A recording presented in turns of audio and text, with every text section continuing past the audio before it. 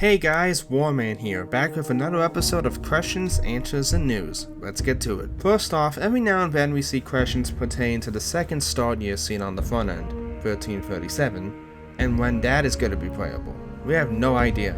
We're focusing entirely on the 12-12 start first, and that's been hard enough. D.E. Trooper, a resident scripter, just kind of placed that second start date there.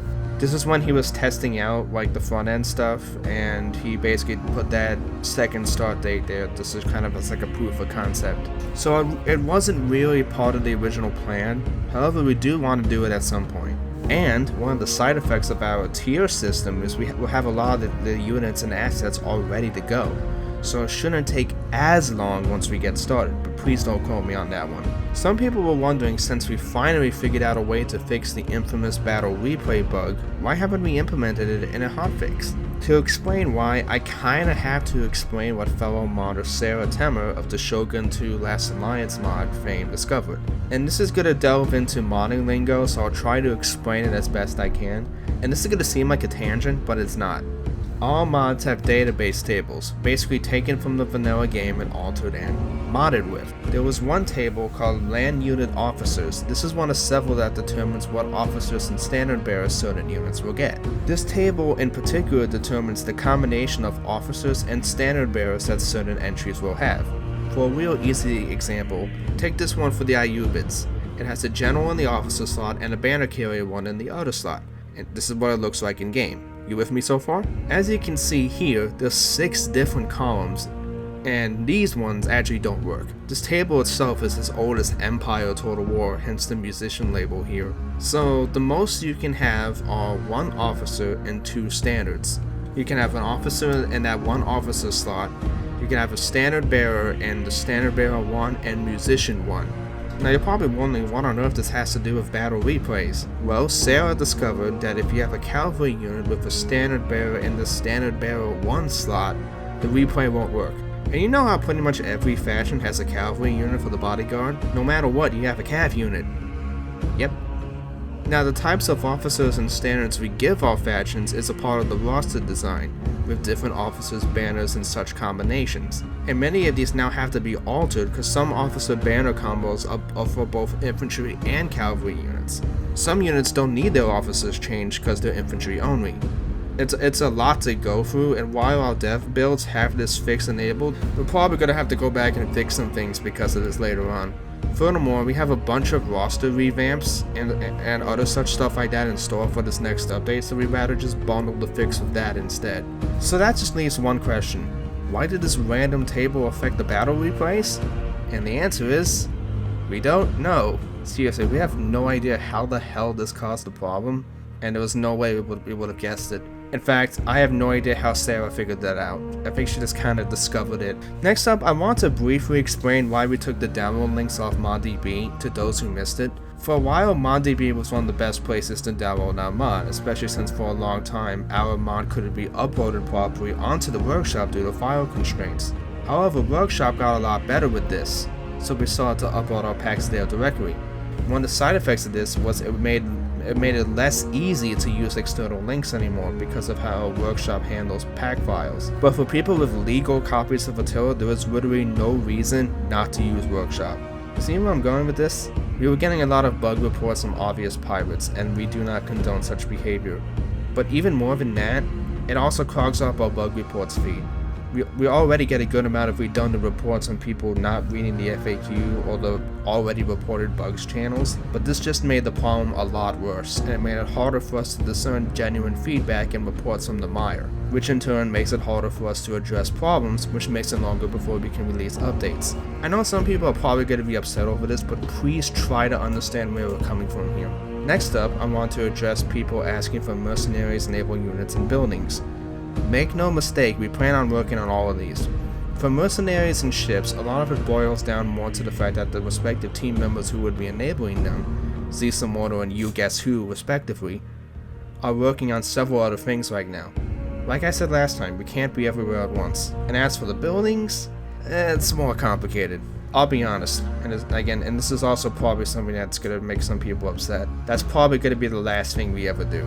Building modding and by extension map modding is still largely in its infancy for Attila. The map modding tools are notoriously difficult to use, and one of the biggest and most important features of said tools, the one that will let us link campaign settlements to custom maps, doesn't fucking work. I know that's kind of harsh, but that's the truth. To give a sense of how bad it is, you can get the same tools for the Warhammer games. The modders who use them for the Warhammer games, they hate it too, and those are for games that have way more attention and love from Creative Assembly. How much worse than do you think it's going to be for this game? Now there is some good news though. Ancient Empires did figure this out eventually, courtesy of their team member Causeless. So eventually we're going to get that figured out. Furthermore, Rise of Mordor has been making some good map mods to go with their mod, and these include custom buildings. So we know it's all possible in theory, but it's going to take a while for it to get it off the ground properly. Furthermore, we need custom building models, and despite what other projects do, you can't just bring in a building model from another game and rename it a vanilla model and call it a day. You have to get new collisions, and we want new maps to go with these new buildings. In theory, we have the documentation and means to do it, but most of us don't have the experience with it, and most of the map modders have basically moved on to later Total War games, or are already busy with like Rise of Mordor, or just playing it active now.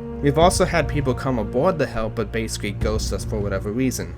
It is what it is with that one. This undertaking would be for every map across the entire campaign. Now obviously some maps would need less effort than others, you could have like generic combinations and stuff like that, but it's still a lot of work. Basically when you put all this together, it makes the buildings and maps a major modding project in its own right, one that we are too spread thin to undertake at this time. Fortunately though, we have plenty of other content coming. Though custom buildings might seem far away, custom ships are closer than you think. Right now we have 2 custom ship models, the Cog and one of the types of gallery. And between those and vanilla ship models, we can eventually make a whole bunch of naval units like that. The result is when we do implement naval units again, a lot of factions will get something, and that's just the start. I saw a question from the latest roster videos asking why I excluded the Hospitaller and Templar units from the Crusader faction roster previews. Ignoring the fact I did address that in the beginning of the video, I'll elaborate slightly. The Hospitallers and Templar units might be playable for the Crusaders in custom battle, but on the campaign, they are recruited by all Catholic factions more or less. There's a building for it and everything. This is one of the weird side effects of having the mod be custom battle only for so long. People kind of made that association when it really wasn't the case. And there's even a basis for this historically, especially with the Hospitallers, who kind of did their own thing well after, the other Crusader kingdoms basically kind of got conquered. On a related note, I was thinking of doing a unit spotlight for the various Holy Order units, Mercenaries, area of recruitment units, and other such stuff. And from the comments I've seen, I think you guys want that too. I wasn't sure where I would even fit those units, but I think a separate video is going to end up being the best option. Thinking of it being like a crossover between the spotlight videos and the roster videos in a way. Real quick before I go on to the final question, I just want to reiterate that we are aware of the public order problems in the current build, and it's one of the first things we fixed on the road to the next update. And I also want to remind everyone that testing is opt-in now, not closed. Just join our Discord and ask to take part. Right now you'd only be testing the new script pack features, so the updated Crusades and the Holy Roman Empire systems. Trebuchets, new rosters, the tech tree stuff, and other fixes are not testable at this time. Last question.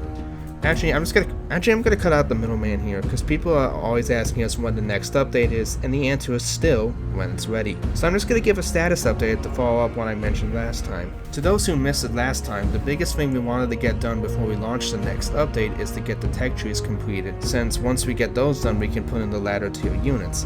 One of the biggest things people are waiting for. Last time I said how Zesamorno had just completed plotting out the trees and was now plugging stuff in. That is now done, barring some tweaks and fixes. Now we're focusing on the long task of enabling all the later tier units for all the factions. I need to swear applicable because there's a couple factions that are still tier 1 only. That'll have to do for now. Several factions are already done. Now I can't say when this happened, but at some point we were planning on putting up test packs implementing latter tier units for certain factions. When that day comes we could really use the testers, and again, testing is now opt-in. people will be able to test out that kind of stuff eventually. Again, I can't say when, but that is something that we're probably going to do. The more feedback testers gives us, the more stable the next update is going to be, and we all win. So that's all for now. This episode is probably a bit self-referential to other episodes, but I really don't want to be repeating myself too much. So if you haven't seen the first 2 episodes, do watch those so you can get up to speed, because again, I saw a bunch of questions for stuff that were already answered in the previous 2 episodes. That aside, I hope you guys enjoyed this video, and see you all next time.